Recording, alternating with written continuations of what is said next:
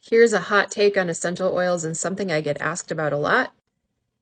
Do I use essential oils in my laundry, either in my washer or my dryer? Hell to the no for me. And there used to be a lot of products out there for laundry use and essential oils, and I've noticed that there's been a lessening of that of late. The reason that I don't is that essential oils have very low flash points, which means, especially like a citrus essential oil, if it gets too hot at some point in the laundry process, could actually start a fire or an explosion.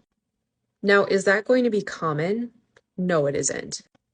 Have I seen my washer or my dryer completely wig out and like blow up and like do crazy things and get really hot and have bearings go out, et cetera, et cetera? Oh yeah. And what would happen if I wasn't home and something like that occurred and there was essential oils in there that were more explosive? I don't know.